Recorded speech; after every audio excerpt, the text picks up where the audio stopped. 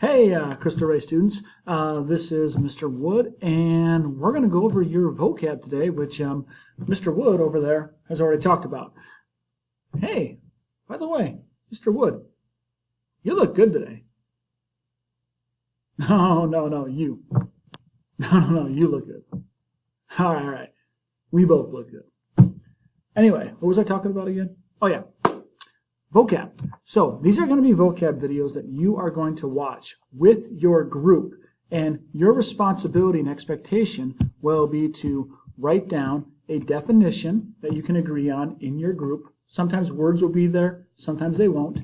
And also which theme of history that it fits in, which is located right here on your worksheet for this packet, for this chapter.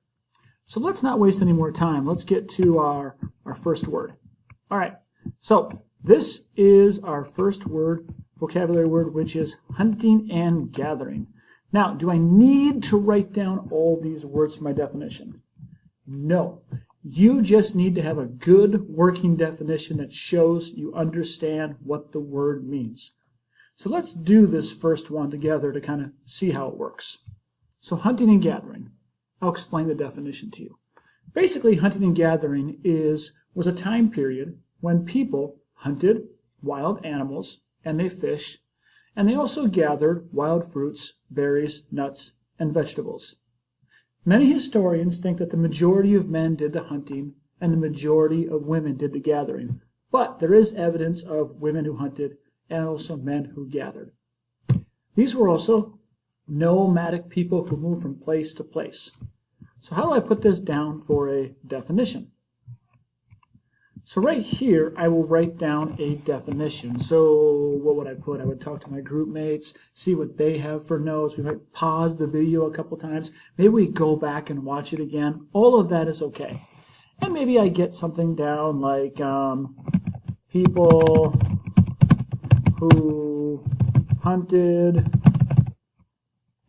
their meat, animals, fishing, hunted their meat or fished. There were also people who gathered wild food to eat.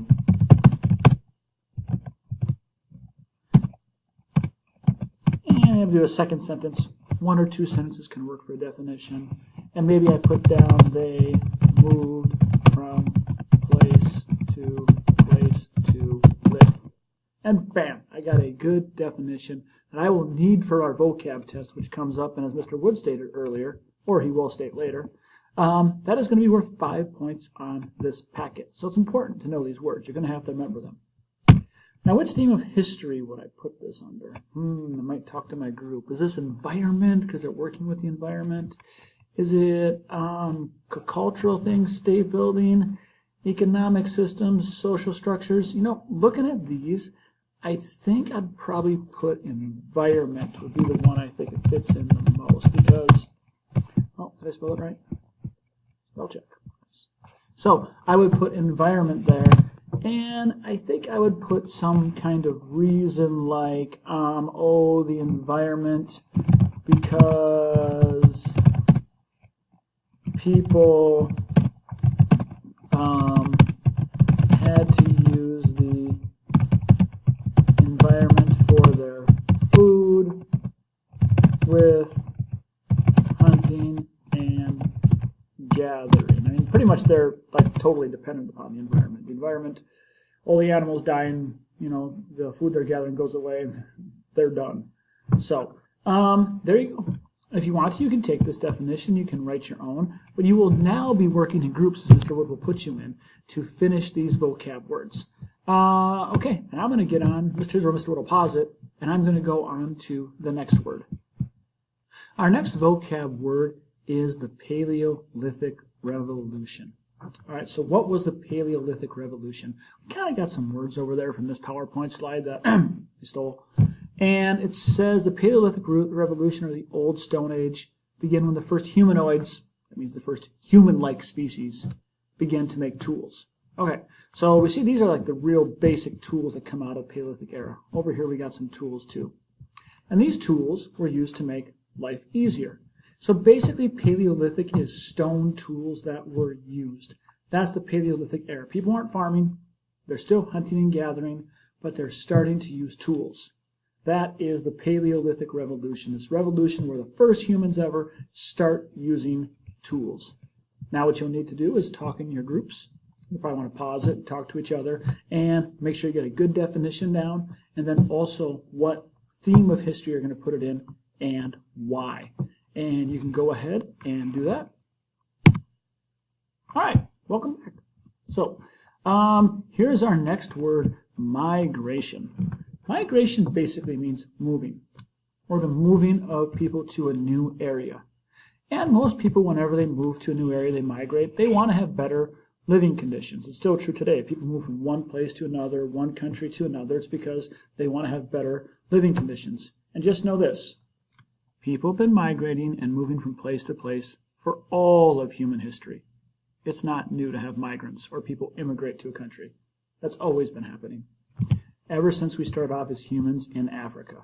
And yes, that's where we started off.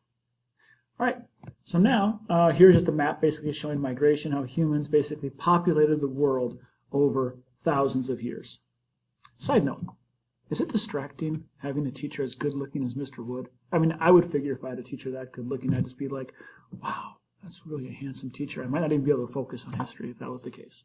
Okay, why don't you guys talk about your definitions and also talk about which theme of history you're going to put it in.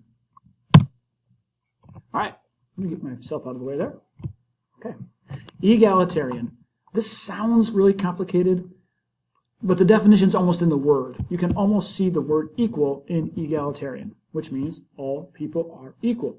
This also means that all people deserve to have rights and opportunities. Men, women, any race, all kinds of people deserve to have equal rights, opportunities. That's what egalitarian means. Hunter-gatherer societies were mostly egalitarian between men and women. Today's society, what do you think? Is it? I don't quite think so. Go ahead, talk with your group, put your definition, and also put down your theme of history. That is all the words we got. You are now done, and we're going to move on to our next part, which is context.